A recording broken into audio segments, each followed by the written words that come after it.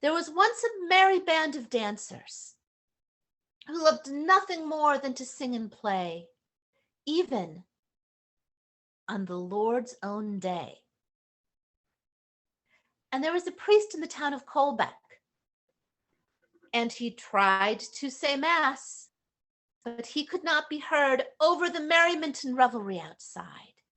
And he went outside and he scolded those dancers and said, "You must be silent. Better yet, come into the church for your own salvation."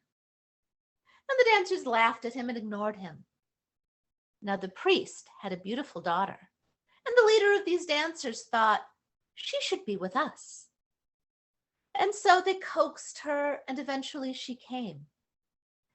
And she danced with them, and they taught her their dances, and they taught her their songs, and to all join hands and sing, "Why should we be still? Why shouldn't we go on?" And as it happened, on Christmas Day itself, these dancers were out making merry, and the priest was inside, and he heard them singing and dancing.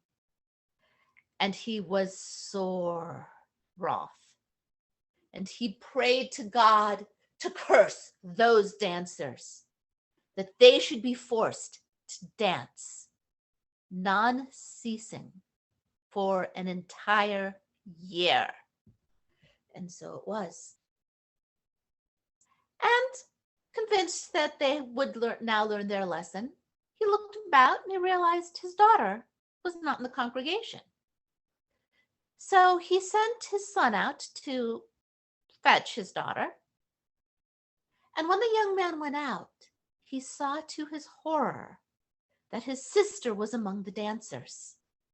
And he grabbed her arm, and he pulled and he yanked, but he could not pull her free, though at last he did snap her very arm from its socket, as if it were the branch of a tree. And yet no blood flowed from that wound.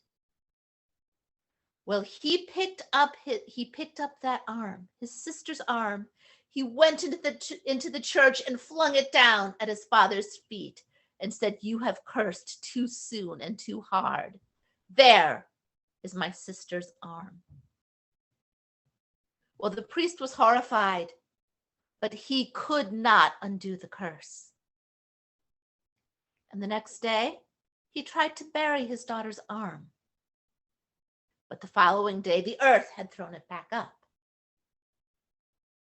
He again buried it, and the earth threw it back up. And a third time, he buried the arm, but the earth threw it back up. So at last, he made a special box and carried it back into the church where all could see.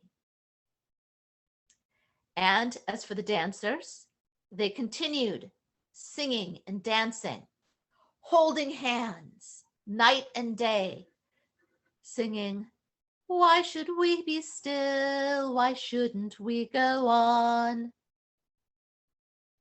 And soon word of their plight spread throughout the land. And at last the king himself came to observe this. And they never tired, they never ate nor drank, but just sat, just stayed in the same place, singing and dancing. Their hair never grew, their nails never grew. Their clothes never frayed, and they could do nothing but sing and dance. Well, the king took pity on them, and he built a shelter over their heads so they might be sheltered from the rain and the snow. But each morning, the shelter would be torn to pieces, and at last they gave up trying to erect such protection.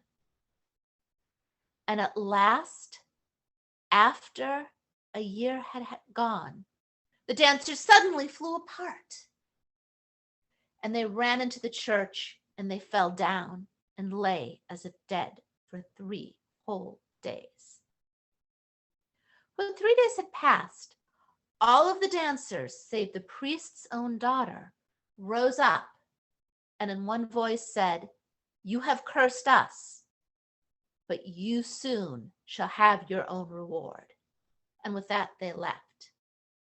As for the priest's daughter, she never arose, for she was dead, and her father followed her to the grave soon after. The dancers themselves never spoke to one another again, although they each alone went on pilgrimage, went to Rome and to other places to see if the curse could be lifted from them. For you see, for as long as they lived, their hair never grew, their nails never grew, and they remained unchanging until their deaths.